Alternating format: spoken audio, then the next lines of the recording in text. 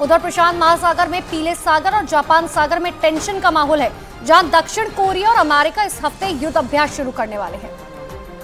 और इसकी वजह उत्तर कोरिया से पैदा होने वाले सैन्य खतरों को बताया जा रहा है। आज से शुरू होने वाला दक्षिण कोरिया और अमेरिका का संयुक्त सैन्य अभ्यास 31 अगस्त तक चलेगा, जिसमें कंप्यूटर सिमुलेशन के साथ साथ इमरजेंसी एक्सरसाइज शामिल होंगे।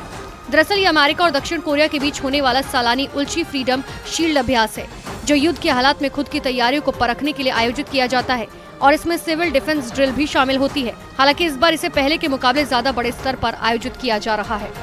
वहीं उत्तर कोरिया की समाचार एजेंसी KCNA ने कुछ तस्वीरें जारी की, जिसमें यह दिखाया गया कि दक्षिण कोरिया और अमेरिका की मिलिट्री ड्रिल से पहले उत्तर कोरिया ने समंदर में मिसाइल ड्रिल को अंजाम दिया।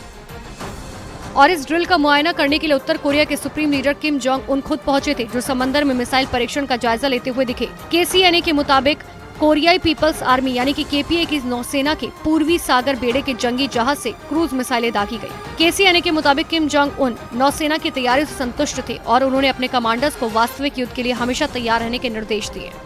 उधर रूस यूक्रेन जंग के बीच में यूक्रेन को बहुत बड़ी हवाई ताकत मिलने जा रही है। अमेरिका ने नीदरलैंड को अनुमति दे दी है कि वो यूक्रेन को F-16 फाइटर जेट की सप्लाई कर सकता है और ये अनुमति मिलने के बाद यूक्रेन के राष्ट्रपति व्लादिमीर ज़ेलेंस्की नीदरलैंड पहुंचे, जहां उन्होंने एंथोवन में एक सैन्य हवाई अड्डे का दौरा किया। उनके साथ डच प्रधानमंत्री मार्क रूट भी, जिन्होंने ज़ेलेंस्की को अपने F-16 विमानों को दिखाया। शुक्रवार को अमेरिका ने मंजूरी दी है कि नीदरलैंड और डेनमार्क यूक्रेन को F-16 विमानों की खेप भेज सकते हैं, जिसकी मांग जंग की शुरुआत से ही कीव कर रहा था।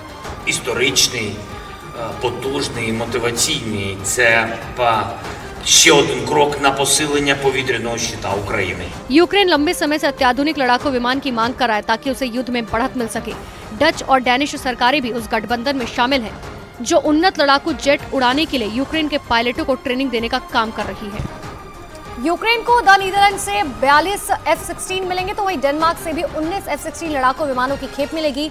लिहाजा यूक्रेन के राष्ट्रपति ज़ेलेंस्की अपनी पत्नी के साथ डेनमार्क की यात्रा पर भी पहुंचे, जहां स्कूल स्टॉप एयरबेस पर उनका किया डेनमार्क के प्रधानमंत्री मेटे फ्रेडरिक्सन ने उनका स्वागत किया और उसके बाद वहां तैनात F-16 फाइटर जेट का ज़ेलेंस्की ने मुआयना किया। साथ ही वो और उनकी पत्नी फाइटर जेट के कॉकपिट में बैठे और तस्वीरें खिंचवाई। डेनमार्क और नीदरलैंड से कुल 61 F-16 फाइटर जेट यूक्रेन को मिलने हैं, लेकिन इनकी डिलीवरी में अभी समय लग सकता है, क्योंकि अभी यूक्रेन के पायलटों को इस अत्याधुनिक लड़ाकू विमान पर ट्रेनिंग पूरी करनी है। हालांकि 11 मुल्कों ने एक गठबंधन तैयार किया है, जो यूक्रेन को उन्नत किस्म के लड़ाकू विमान देगा, जिससे आने वाले समय में जंग में यूक्रेन रूस को जवाब दे पाएगा। उत्तर प्रदेश के सीएम योगी आदित्यनाथ गोरखपुर के दौरे पर है। इस दौरान उन्होंने गोरक्षपीठ मंदिर में जनता दर्शन के दौरान लोगों की समस्याएं सुनी। तो ये तस्वीर आपको दिखा रहे हैं गोरखपुर की, जहां पर सीएम योगी आदित्यनाथ पहुंचे और